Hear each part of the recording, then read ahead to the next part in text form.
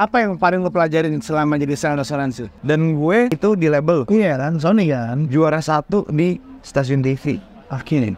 Apa tuh acaranya? Target market tante-tante ya? Target market tante-tante. Nggak usah gue minta, kadang-kadang mas di sini aja.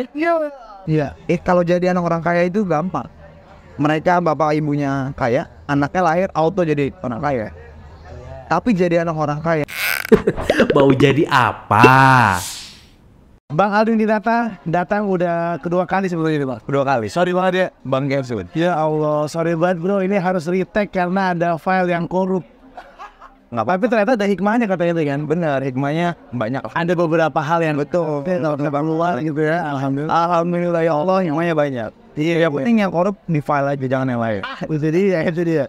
Bro, tapi gue mau tanya, banyak gak sih orang yang iri sama lo? Kayak lo masih muda nih.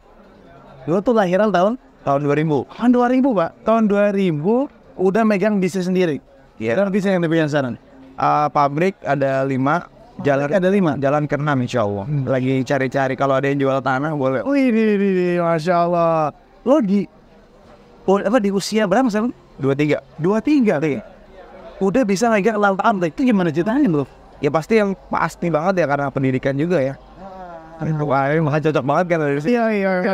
Aku paling bisa nyari bridging itu. Ya pokoknya ceritanya ya awalnya memang gue meneruskan bisnis bokap gue ini secara singkat. Iya. Awalnya memang gue meneruskan bisnis dari bokap gue, tapi setelah itu gue kembangkan sedemikian rupa gitu kan ya. Habis itu gue coba perbaiki semua sistemnya sampai akhirnya bisa berkembang. Nah lo tuh belajar bisnis, ada sekolah bisnis nggak sebelumnya? Secara akademiknya nggak ada. Secara akademiknya nggak ada. Karena kan dulu gue bekas ya itu ya. Itulah ya. Itu nah. Musisi. Oh, jadi lo secara formal nggak belajar bisnis? Secara formal gue tidak pernah belajar bisnis. Secara Kuliah bisnis justru pada saat gue udah mulai bisnis. Oh gitu? Iya. Jadi konsep lo terjun dulu aja? Enggak juga. Oh enggak? Gue dididik sama bokap gue. Oke. Itu udah pasti, karena semua keluarga gue dari bokap gue itu memang entrepreneur gitu kan ya. Tapi selepas umur 17 tahun gue tuh berusaha cari pendidikan bisnis atau belajar bisnis sendiri. Bisnis lo di bidang apa sekarang? Di bidang apa? Di bidang herbal sama kosmetik. Gue manufacture. Nah waktu itu gue masih jualan aja. Oke. Karena gue duitnya terbatas buat belajar bisnis, akhirnya gue coba riset di mana nih tempat yang gue bisa belajar bisnis gratis, kelasnya intensif, dan gue bisa ikut terus. Gue cari lah tuh di website. Nah. Begitu gue searching, gue udah daftar, ternyata itu website asuransi, Pak. Beneran, tapi ya akhirnya ternyata lo ikut Kelas asuransi? Gue ikut kelasnya setiap hari, Pak. Senin sampai Jumat gue ikutin. Setelah belajar, gue langsung praktek. Nah, yang nggak bisa dipungkiri juga, disitulah mungkin akhirnya mental gue juga terlatih, terus mulai dapat banyak insight tentang bisnis. Oke. Model bisnis asuransi kan menawarkan lo sales berarti? Iya. Berarti lo menawarkan jasa asuransi ya? Iya. Itu lo jualan jasa dong? Jualan jasa, Pak. Apa yang paling lo pelajarin selama jadi sales asuransi? Mental sih. Mental untuk ditolak? Iya jelas lah. Mental untuk ditolak di umur gue waktu itu masih 17 tahun. Lu keliling mall di Jakarta. Nah kan lo 17 tahun lagi jaya-jayanya kayaknya Pak. Iya kelihatannya ya. Kelihatannya. Itulah kefanaan dunia entertain. Iya bro. Maksud gue 17 tahun lo tuh lagi. Gue udah lulus SMA. Dan memang bokap gue tuh ngedidik setiap anak laki-laki di keluarga kakek gue umur 17 itu udah di stop semuanya. Udah bener-bener gak dikasih jajan lagi. Waktu itu kalau di gue ya, itu cuman dipanggil sama bokap gue, cuman dikasih modal. Bokap gue bilang terserah lu mau pakai untuk usaha atau mau pakai untuk kuliah. Oke. Itu udah dikasih modal juga waktu itu? Ya dikasih modal, tapi karena gue dikasih pilihan antara yang satu menghasilkan duit nih, yang satu lagi kuliah. Oke. Buang duit menurut gue itu kan. Ya gue mendingan langsung kesini. Cuman bodohnya gue adalah ya itu, gue belum terlalu banyak ilmu. Gue beliin tuh duit, gue beliin ruko, gue jadiin kafe. Gue nggak tahu bisnis plannya gimana, konsep bisnisnya gimana. Kafe gue jualan aja gitu kayak jualan aja. Dan konsep yang terlintas di pikiran gue adalah pada saat itu ya, gue masih aktif di entertain. Gue cuma berpikir ya udah ini kafe gue bikin sebagai tempat ngumpulnya fans gue. Gokil. Ternyata Enggak loh Pak. Enggak loh. Fanbase ya? Fanbase. Nah gara-gara gagal itu, Kenapa? Kok banyak gambar? ya gimana? Kayak dibalikin gitu. Awal-awal mungkin rame. 2016 itu iya gue lumayan lumayan kelihatan lah. Tapi ini kan karena gue sombong karena apa itu bener-bener sekejap langsung Allah balikan gitu. Bener-bener hilang semuanya. Gitu. Jadi ya waktu itu gue entertain masih, cuman nggak ada duitnya. Ketika lo lagi buka ruko, nih sales asuransi masih nggak? Belum. Jadi dari ruko itu akhirnya gue rugi kan singkat. Oh gitu. Duit bener-bener udah tinggal buat pegangan ya. Ruko alhamdulillahnya ruko tuh kebeli. Kalau nggak kebeli gue nggak tahu deh. Artinya masih bisa jadi aset kan. Walaupun agak susah jualnya karena ruko gue kena salah satu proyek pemerintah ya. Tapi enggak lah, nggak apa-apa lah. Nggak usah dibahas di sini. Nah pada saat rugi itu ya udah di situ gue bingung karena kayaknya ini kesalahan gue di sini, kesalahan gue di sini. Nah gue tadi tuh gue belajar bisnis. Gue lihat semua workshop itu mahal. Iya. Minimal 7 juta, 8 juta ya gue mending buat indep waktu itu. Bener, karena gue bener disuruh keluar sama bokap gue. Kalau kelasnya asuransi ini udah Gratis. Oh gratis. Yang penting lu jadi agent gitu. Gitulah hebatnya mereka. Iya. Tapi udah diajarin training lo. Training, bener-bener training intensif setiap hari. Ada kelas, Udah knowledge lo dijelasin. Cara nawarin dijelasin. cara komunikasi, cara nge-build ngatur keuangan, semuanya dia wow. Berarti lah public speaking diajarin juga di asuransi gitu kan? Pasti dia. Lah pakai jas gitu dong. Iya, tapi stylenya insurance, Iya. public speaking, ya insurance, Ya kasual sih, Pak. Emang dulu kan bagus ya emang. Style mereka nanti. style nekat itu menurut gue. Yang gue pelajarin gitu. Lo modelnya gimana? Kalau telepon orang dulu bikin janjian meeting, gitu. Kalau masih masa 1 bulan 2 bulan pertama itu memang gue ditarget sama leader gue. Itu setiap selesai, jadi kita belajar itu sekitar 6 sampai 8 jam sehari. Setelah itu kita langsung turun ke bawah karena kebetulan insurance yang gue ikuti itu kantornya di salah satu mall. Di Jakarta. Ya lu tahu kok mallnya apa nih? Lu kenal banget Pak mall itu, Pak. Sih? Udah lah, pokoknya di mall. Jadi kantor itu besar di mall gitu. Akhirnya. Nah, itu memang setelah belajar kita harus langsung praktek. Jadi benar-benar setelah 8 jam itu nggak nyampe 8 jam berikutnya, paling cuma 2-4 jam sisanya itu kita nawarin orang ya random aja, misalnya ya ini gua waktu itu gua coba berpenampilan, jadi gua tahu nih gua bingung, gua malu gitu kan, mental gua terlatih, ya udah gua pakai baju yang bagus, baju yang rapi, bikin gua dilirik orang. Dan itu gua udah biasa berpakaian kayak gitu karena waktu itu gua udah di entertain gitu. Nah terus tuh gua jalan, gua cari food court, Pak. Cari food court, gua cari sekumpulan Anak SMA? enggak, sekumpulan mama yang lagi nongkrong yang tidak ada laki-lakinya. Lo masuk dengan Gua masuk handsome boy gitu kan? iya dong. Selamat, terus gue langsung kayak selamat siang. Sini kalau aja. Saya boleh izin sedikit nggak, sharing sedikit nih dulu. Boleh saya duduk gak? Nggak tahu juga. Gue biar kebayang nih. Penampilan lo pakai apa waktu itu? Gue jarang pakai jas orang. Jadi nggak pakai blazer. Gue cuman biasanya kemeja, tapi style gue. Iya. Yang dibuka sampai sini. Kayak gitu ya. Banget. Terus? Ya udah itu. Bawanya jeans. Terus badan gue belum gede kayak sekarang. Iya, bawanya jeans. Bawanya celana tartan gitu loh. Tapi dimasukin jadi ini kelihatan semua. Kayak gitu. Luar biasa. Kadang-kadang tuh nggak usah gue yang minta duduk. Target market tante-tante. Nggak usah gue minta, kadang-kadang mas di sini aja. Kayak gitu. Tapi kan lu bisa sharing di situ. Bisa sharing langsung closing ya. Langsung closing. Itu closing berapa? 1, 2. Nih gini ya, awalnya gue ke insurance itu cuman pengen bener-bener belajar. Waktu itu gue nggak tahu hukum kan. Iya. Pengen belajar. Tapi setelah gue dapetin duitnya, ya akhirnya jadi mata pencarian juga lah. Iya. Padahal lu dari awal belajar sampai akhirnya closing pertama lu nih. Bulan.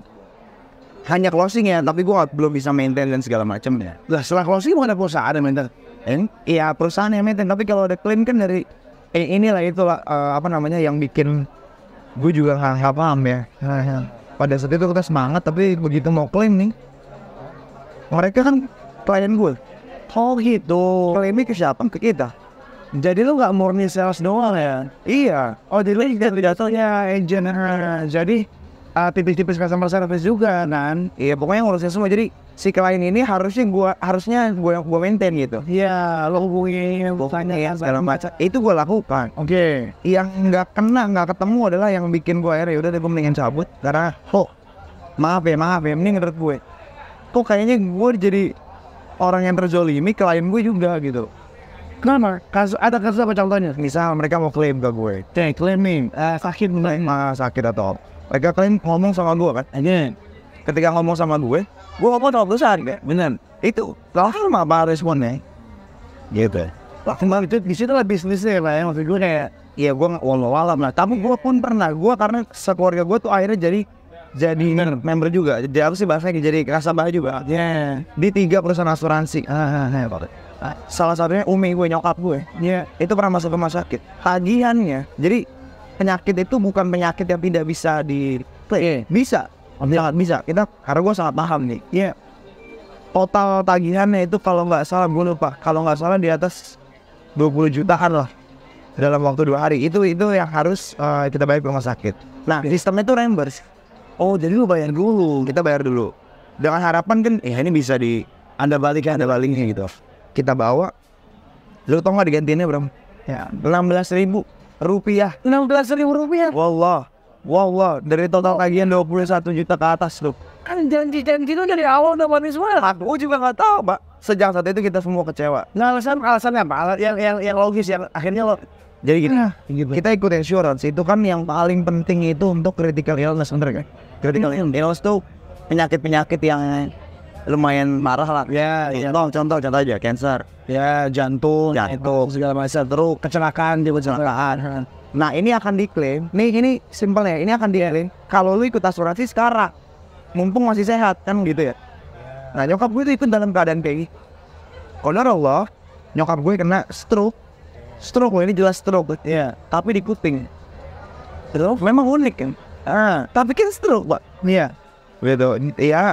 Iya harusnya bisa gitu. Kalau alasan mereka Karena itu penyakit yang belum ada ininya, belum ada itunya, gue diganti cuma 16.000. Iya. Sejak saat itu gue akhirnya belajar mau ini nggak beres. Iya. Jadi aku nggak punya pengalaman itu, Pak. Jemaah umroh tuh ada yang meninggal di Madinah, dimakamin di pemakaman baki. Kurang tuh tinggal koper doang lah. Keluarganya udah ikhlas segala macam. Istrinya sedih. Ini asuransi juga. Ini asuransi berbasis syariah loh katanya. Dari ajarin ya. Ada tuh. Wah, persyaratannya kalau mau klaim uang kematian ada ya? Ada UP namanya. Iya, uang kematian uang pertanggungan. Itu harus ada tanda tangan dokter yang memvonis mati. Betul. Mana dia? Kemarin sama doa. Mereka sempat yang tanda tangan dia mati siapa? Udah mati nih. Itu dia. Bener, ampun. Betul. Itu makanya akhirnya dari situ gue banyak kejadian 1-2 orang klien-klien gue pada kecewa singkatnya. Ya udahlah. Akhirnya gue serap aja ilmu. Iya. Berapa tahun ada? Ada mungkin satu tahunan gue aktif di situ dan setiap bulan tuh alhamdulillah gue megang 5 juta gitu ada gitu. Ya untuk usia segitu lumayan baik. Usia 17-an gitu. Bisa jalan-jalan lah ya. Nah, di situ belajar gue. Oke. Ya udah di situ akhirnya gue mungkin kelatih mental segala macam. Mulai lo suka sama dunia bisnis akhirnya? Mulai mencintai. Tapi di masa sekolah lo udah mulai tipis-tipis jualan nggak? Dari sekolah, dari gue kecil tuh gue udah jualan. Kenapa? Dulu gue SD nih. Kalau mungkin lo inget tuh ada, tau gak sih tas serut gitu? Tas serut. Tapi tas serut yang klub bola gitu loh. Iya. AC Milan sih. Aduh, kalau ini nggak usah dibahas lah. Kalau gue bahas main. Nah, gitu ya. Ya terus. Jadi itu gue jual loh ya buat main futsal gitu kan. Ya. Tuh itu gue jual dari zaman gue SD. Cuma dari dulu. Lo jualnya gimana? Lo ngambil dari supplier, lo jual lagi? Gue minta dibeliin sama nyokap gue banyak. Abis itu gue jualin. Nah cuman namanya anak SD kan. Nyokap gue mau beliin tas. Keuntungannya buat gue semua. Iya, omset lo makan seadanya. Iya, tapi paling udah ada insting itu ya. Iya, dari gue SD. Karena memang itu pendidikan yang diterapin sama dari zaman buyut gue ke kakek, ke abi sampai ke dia. Pengalaman paling mentok di bisnis, paling down di dunia bisnis. Kapan tuh kira-kira? Saya begini baru ini. Makanya menurut gue kalau di bisnis itu pasti akan ada momennya itu terjadi gitu. Dan maksudnya kalau dibilang terdalam, setiap masalah dalam bisnis tuh ya semakin lama semakin dalam. Iya. Jadi kalau dibandinginnya dalamnya dulu dengan dalamnya sekarang, jelas dalaman sekarang. Nggak, dalam ini dalam rugi finansial ya. Kita nggak ngomongin masalah Ya. finansial. Oke. Kalau finansial itu waktu gue justru yang menghasilkan gue uang 50-100 juta per bulan. Gue pegang bersih. Udah di pabrik nih. Belum, di lele. Oh, lu sempet di lele, Bisnis lele. macam-macam di sana ya. Itulah kenapa gue soalnya banyak orang yang bilang ke gue tuh, ini mah anak orang kaya nih, Iya. tinggal nikmatin doang gitu. Mereka nggak tahu, Pak. Mereka nggak tahu. Ternyata lu udah kayak anaknya Singbing, gue nggak bisa. Jadi anak orang kaya tuh, Iya. kalau jadi anak orang kaya itu gampang. Mereka bapak ibunya kaya, anaknya lahir auto jadi orang kaya. Tapi jadi anak orang kaya yang berhasil mempertahankan apa yang sudah orang tuanya bangun, dan bukan cuma mempertahankan dan mengembangkan lagi. Iya. Sehingga semakin banyak orang yang merasakan manfaatnya, itu nggak gampang.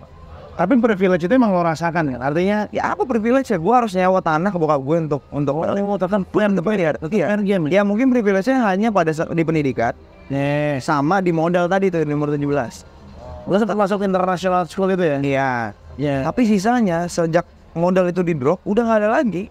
Nah akhirnya gue cari sendiri, gue berpikir sendiri, gue jualan apa segala macam. Waktu itu anak-anak muda, apalagi gue yang di entertain tuh, yang harus bersih, harus tampil rapi. Itu pengennya, waktu itu tuh lagi zaman-zamannya toko online tuh masih lumayan lah gitu kan.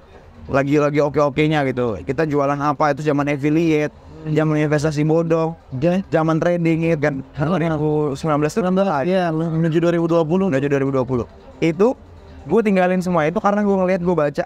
Gue punya kebiasaan memang selalu baca portal-portal bisnis supaya gue bisa tahu peluang. Nah, gue baca kebutuhan lele di Jabodetabek aja loh, sehari serapannya tuh 20 ton sehari loh. Lah, sorry. Ini sebelum jauh-jauh nih, Pak Bang Adin. Lo di usia yang belum 20 waktu itu belum 20, tapi lo udah baca artikel bisnis gitu ya, tentang peluang-peluang bisnis. Lo nggak ngerasa, ya apa sih, gue masih anak-anak juga gitu? Iya, kayak kadang-kadang gitu kan, kadang-kadang ngerasa, tapi gimana kalau nggak, gue nggak bisa hidup, Pak. Itu umur 17 udah selesai, Bu. Contoh yang lo lihat banget waktu itu siapa? Bokap. Waktu itu gue lagi benci-bencinya tau bokap. Oh, ada masalah. Yang maksud gue kaget lah digituin gitu. Sebetulnya gue udah pernah share cerita ini di Facebook gue gitu. Pada saat itu ya gue lebih ke kesal gitu. Kesel banget sama bokap gue karena lu bayangin, gue yang tadinya itu bener, gue pernah di sekolah internasional. Dia yang uang jajan tuh 100.000 seminggu tuh nggak cukup, luar biasa, ya kan? SMA zaman itu. Terus dia ini treatment seperti itu, gue pengen apa aja ada. Mau makan apapun tinggal minta, mau beli apapun tinggal bilang gitu. Tiba-tiba di-cut semua. Ya gue kesel deh. Iya. Tapi ya kesalahan lo itu larinya malah ke good way kan, alhamdulillah. Ya karena memang gue harus hidup kan. Nah akhirnya gue jadi kayak, emang di entertain gak cukup, Bu? kalau cukup gue gak bakal ngelakuin itu, Pak. Sampai ya Lo kan banyak dong kayaknya sih. banyak. Habis aja duitnya gitu. Ini prinsip keberkahan, Pak, menurut Mantap. menurut gue ya. Biasa, luar biasa. Gue sekali manggung tuh 25 juta. Gue tanya manajer gue. Tapi habis aja udah gitu. Anda bawa kemana uangnya, Ti? Wah itu jangan dibahas di sini, oke Mak.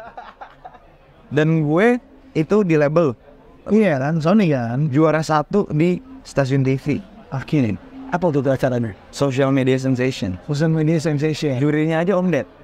Dari Corbusier. Iya, jurinya. Tahun berapa itu, Bro? 2016 dibilangin. Iya, Itu Om Ded.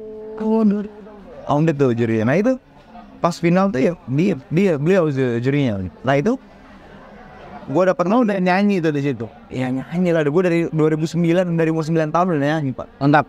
Itu. Nah makanya Setelah ini tapi berkah tadi itu ya. ada duit, habis aja duit. Bener-bener nggak. Iya bisa lah pakai, tapi itu habis lagi. Berarti bisnis lo udah berbagai macam yang dijalanin. Ya karena akhirnya mulai sustain Iya. kerja sama bokap. Enggak. Apa gimana bahasanya? Misah. Jadi pada saat 2000, jadi gue ulang lagi ya. Jadi 2016 gue musisi, Ya. 2017 lulus SMA dikasih modal terus gagal. Itu gue punya waktu memang mentargetkan dalam waktu 1 tahun minimal ada yang gue lakukan. Jadi 2017 ke 2018 gue jualan palu gada. Tapi yang lebih banyak gue jualin adalah produk-produk herbal. Produk herbalnya apa? Produk herbal yang dibikin sama bokap gue. Tapi gue bukan ya tinggal masuk ke dalam perusahaan, enggak. Gue mulai dulu dari bawah. Jadi gue nggak pernah boleh ke pabriknya dia. Jadi yang gue lakukan cuman dia punya produk apa, gue jualin. Setelah laku gue bayar ke dia untuk PT-nya. Untungnya buat gue itu aja. Itu 2017 2018-an. 2018-an itu gue ngeliat potensi di lele. Gue nggak punya tempat. Akhirnya gue lagi-lagi gue bikin 5 kolam. 5 kolam itu modalnya sekitar 5 jutaan. Itu gue bikin di pabriknya bokap gue. Karena gue nggak ada tanah, gue nggak bisa nyewa gitu. Tapi jangan salah kira ya. Di tanah bokap gue itu pun juga gue mesti bayar tahunnya. Apanya? Tanahnya gue mesti bayar tahun. Bedanya adalah ternyata gue nyewa juga. Tiba-tiba dikirimin tagihan gitu. Jadi bedanya yang kalau di luar itu sewanya sama orang lain. Ini di tanah kita sewanya sama bokap gue. Justru itu mungkin pola pendidikan bokap. Tapi pada saat itu kan gue benci. Pada saat itu gue benci. Tapi sekeras itu. Nah di lele itu lah 2018 itu yang bisa apa ya bisa menghasilkan gitu. Bayangin gue dari 5 kolam. Nanti gue share fotonya jadi bisa tampilin juga. 5 kolam awalnya. Tutup itu di 120 kolam. 120 kolam. Start from 5 kolam. 120 kolam itu panen gue. Karena gue mainnya bibit ya. Itu bisa sampai 1 juta piece. Kalau 1 juta piece dikali 100 rupiah, hitung aja. Omset tapi karena nggak keuntungannya nggak terlalu gede. Tapi lo main kuantitas kan? Tapi gue main kuantitas tadi jutaan base gitu gue jual. Ya udah 2014 gue jual di Facebook, Pak. Gue jual di Facebook. Oh, lo jual bibit soalnya. Bibit. Gue tidak pernah iklan. Perawatan ya pasti itu di kita. Tapi lo ngerti? Ya mau awal ngerti. Iyalah. Lalu sharing-sharingnya apa sih kalau main lele sama mamang Bekasi nggak sih maksud gue? Iya kan? Orang Tambun dong. Sekarang gue dulu ada mobil Pak Innova. Itu mungkin gue pengantar lele terkeren pakai mobil Innova. Tipe V. Karena dikasih bokap gue kan. Itu belakang joknya gue buka semua, gue pasangin terpal. Buat ngirim ikan gue pakai itu. Itu air di sini. Air kolam.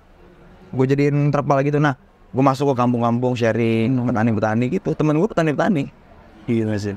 Nah akhirnya koreksi kalau gue salah, lu meledaknya di 2020 gak sih? Meledaknya iya setelah nikah. Karena produk yang enak sama influencer. Lu gak boleh sebut tau? Boleh kan? My friend gitu. Bro Halilintar Asia. Iya kan? Sampai sekarang mana? Rahasia orang hebat. Oh iya, ROH itu ya. Itu produknya di situ Pak. Masya Allah. Untuk informasi gimana bisnisnya Bang Aldin, ntar bisa cek di Instagramnya beliau, sering sharing ya masalah bisnis ya. Kadang-kadang sih itu. Kadang-kadang sih. Aku kan konten kreator. Iya Pak, mau dipaksain juga susah, jiwanya berbisnis. Terus kalau orang mau tahu bisnisnya kemana dong bro? Iya. Antar lagi rilis yang bisnis baru nih. Iya, nanti di gue pasti akan tampilin juga sih. Oke. Mending lu terus di bio Pak, ada ini apa aja. Jadi yang nonton ini bisa langsung ke Instagram. Oh, dan di bio lo ada. Iya, nanti di bio gue ada, karena kalau sekarang itu gue belum tampilin karena memang masih bisnisnya B2B gitu. Iya. Kalau nanti manufacture kan? Iya, masih di manufacture. Tapi tahun ini insya Allah kita mulai sih. Jadi serius? Iya. Oh iya, nanti teman-teman kalau yang mau main B2B juga masih bisa kan? Bisa dong. Siap. Emangnya pakai syariat. Thank you banget, makasih banyak udah sharing ini, Masya Allah. Mau bahas sekolah tadi salon bisnisnya ternyata kan. Dan belajarnya dia ternyata di asuransi, itulah bukti bahwa kita bisa belajar di mana aja. Terlepas dari itu salah atau benar, tapi ternyata ilmunya bisa diserap ya. Betul. Aldin ya. Dan mental untuk ditolak ditempa banget di asuransi. Betul. Benar ya. Dan udah bisa milih target marketnya itu tante-tante pada masa itu. Dengan gaya waktu itu ya. Pak Aldin, makasih banyak. Ketemu lagi insya Allah. Sampai ketemu. Assalamualaikum warahmatullahi wabarakatuh. Mau jadi apa?